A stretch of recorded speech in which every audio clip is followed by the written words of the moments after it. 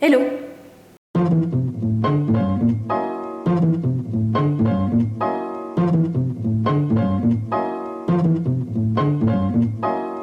J'imagine qu'un bon nombre d'entre vous ont déjà eu des cours de com, soit au lycée, soit à l'université, en école d'ingé, en école de commerce. Moi, j'ai fait une école d'ingé et j'ai aussi eu des cours de com. Dans ces cours de com, on m'a appris à rédiger des CV, on m'a appris à rédiger des lettres de motivation. Éventuellement, on a fait des simulations d'entretien avec, en vrai, pour ensuite avoir fait des vrais entretiens dans le milieu dans lequel je travaille maintenant, donc qui est quand même, je le rappelle, un milieu scientifique.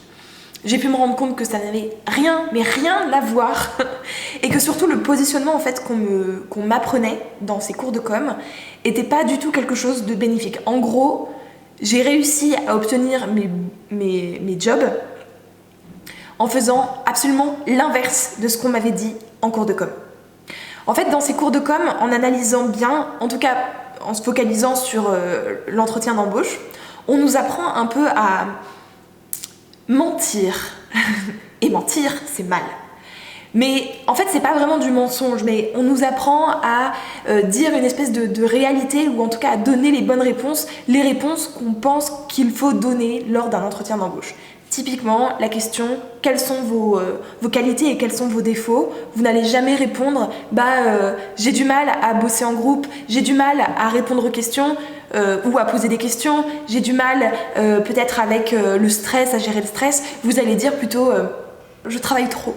Voilà, qui est soi-disant du coup un défaut qui en fait n'en est pas un dans la vision qu'on imagine que le futur employeur a. Moi, je pense que ça, c'est plutôt du bullshit. Moi, personnellement, je ne souhaite pas travailler avec ce genre de personne. Je ne souhaite pas travailler avec une personne qui estime que l'entretien d'embauche est un jeu à remplir et qu'en gros, il vaut mieux mentir sur ses compétences que dire la vérité. Et clairement, quand vous répondez à la question quel est ton principal défaut et que vous répondez je travaille trop, c'est un mensonge, c'est clair, c'est ce qu'on apprend, c'est mainstream, c'est tout ce que vous voulez, mais clairement, vous n'êtes pas en train de dire la vérité. Peut-être qu'on pourrait poser la question différemment, comme par exemple, je sais pas, mais quels sont tes points forts dans le travail d'équipe ? Qu'est-ce que tu sais le faire ? Qu'est-ce qui te met vraiment confortable ? Et puis au niveau des défauts, peut-être plus présenter ça comme quelles sont tes faiblesses ou les choses sur lesquelles tu voudrais t'améliorer, par exemple. Il y a un peu plus d'une semaine, on a lancé le projet événement conférence Woman Up. En fait, on est vraiment parti de en tout cas pour ma part, je suis vraiment partie de ce constat-là qu'en fait, on est mal préparé au marché de l'emploi, on est mal préparé au fait de chercher un emploi, d'être dans le monde du travail. Par exemple, il y a beaucoup de personnes qui voient la période d'essai comme une période d'essai à leur rencontre, alors que c'est aussi une période d'essai pour l'entreprise. Donc en gros, concrètement, si l'entreprise ne vous convient pas, tirez-vous. Vous pouvez vous tirer, et sans donner une quelconque explication, vous pouvez vous tirer du jour au lendemain. C'est-à-dire que vous pouvez, pendant votre période d'essai, être à votre bureau à 4h du soir et dire « Ok, juste pour info, je reviens pas demain ». Et ça, c'est très puissant parce que bien sûr qu'on peut retrouver quelqu'un, mais en fait, retrouver quelqu'un, refaire des entretiens, c'est quelque chose qui demande du temps et concrètement, c'est plutôt emmerdant pour l'entreprise. Donc en fait, les entreprises auraient plutôt tendance à bien recruter au début et à faire en sorte que ça se passe bien, ce qui n'est pas toujours le cas. Mais si on en prend vraiment conscience et que les gens du coup usent aussi ça, donc en gros un peu que la peur un peu change de camp, si je peux me permettre d'employer des mots un peu forts, ça serait beaucoup mieux et on serait beaucoup plus confortable et surtout on subirait moins en fait le monde du travail. Et on aurait un peu plus le contrôle. Donc en fait, c'est toute l'idée en fait qu'il y a derrière Woman Up, c'est de se regrouper et de parler des problématiques que rencontrent les personnes dans le monde du travail. Avec, évidemment, parce que c'est marqué dans le titre, on se focalise sur le point de vue des femmes. Parce que, nous sommes des femmes, qu'on a été confronté à des problématiques qui souvent sont récurrentes chez les femmes, je pense notamment au harcèlement au travail. Et puis en fait on se rend compte aussi que les femmes sont moins mises en avant, etc. Donc c'est quelque chose dans lequel je crois, que je vois, que je subis et pour lequel je lutte. Donc Oui, on se focalise sur les femmes, mais en fait c'est quelque chose qui se veut beaucoup plus inclusif et universel. Donc concrètement ce n'est pas que pour les femmes, mais c'est avec un point de départ en tout cas qui est le constat féminin et féministe.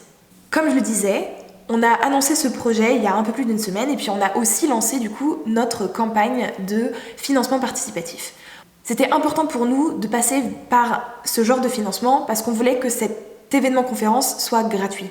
En gros, si la somme dont on a besoin pour faire cette conférence était payée à l'entrée par les 200-300 personnes qu'on peut réunir, le prix d'entrée en fait serait beaucoup trop élevé et concrètement il y aurait déjà un tri en fait sur les personnes qui pourraient potentiellement accéder à cette conférence et c'est pas ce qu'on veut. On veut que ça soit accessible, donc accessible en présentiel et puis aussi accessible sur le net. Donc c'était pour nous important que l'entrée soit gratuite et qui dit entrée gratuite dit trouver de l'argent ailleurs. Et c'est pour ça qu'on a lancé notre financement participatif. On a eu de très bons retours, donc tout le monde pense que c'est une bonne idée, et c'est très bien. Mais concrètement, on a besoin d'argent maintenant. On en a besoin. S'il n'y a pas d'argent, il n'y a pas d'événement conférence. À titre informatif, je vous mets ici le budget. Donc concrètement, les 15 800 € qui constituent le premier palier Ulule. Pour ceux qui ne connaissent pas Ulule, si on n'atteint pas ce palier, on touche rien. Donc l'événement ne se fait pas. Donc c'est vraiment les coûts un peu minimum en fait pour faire cette conférence. Il y a l'allocation d'une salle pour 2 jours à Paris. Et le défraiement des intervenants et intervenantes, parce qu'en fait on ne fait pas faire venir des gens bénévolement, c'est déjà pas ouf. Si on gagne plus, on peut les financer. Mais les faire venir et en plus leur demander de payer leur transport et leur hôtel sur Paris pour ceux qui ne vivent pas à Paris, c'est juste pas possible, on refuse ça. Donc il y a le défraiement des intervenantes et intervenants.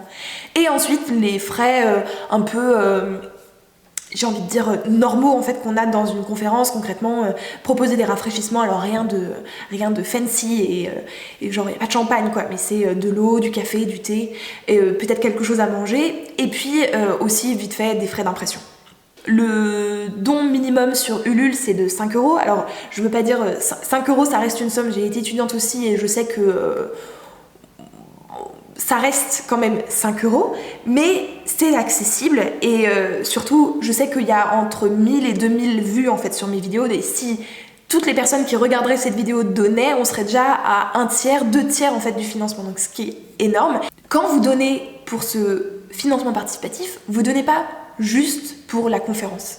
Le but de cette conférence, c'est de donner la parole aux intervenantes et intervenants, mais aussi à l'audience. Et l'audience en présentiel, mais aussi sur internet autour, puisque on veut retranscrire en direct et aussi avoir un contact via des hashtags, donc comme #WomanUp par exemple, ou le compte Twitter.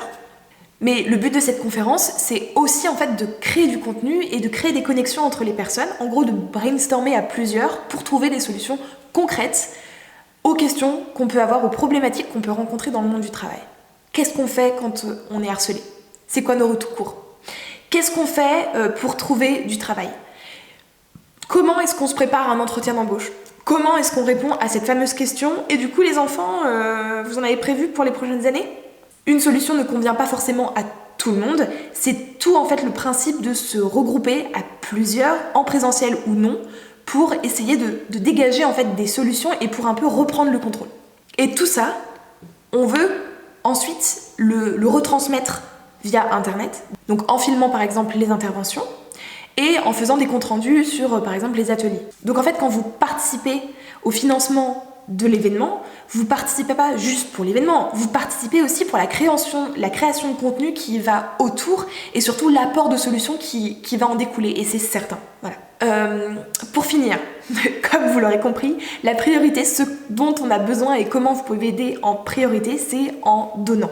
En donnant sur la cagnotte Ulule, que je vous mets en barre d'infos dans le i et je vous le remettrai à la fin aussi de la vidéo.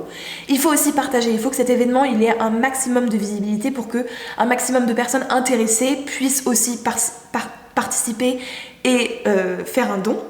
Donc vous pouvez aussi le partager par exemple à des youtubeurs, youtubeuses, blogueurs, blogueuses, créateurs de contenu en général sur internet ou pas, qui pourraient être sensibles à ça et relayer l'événement et aussi pareil appeler au don.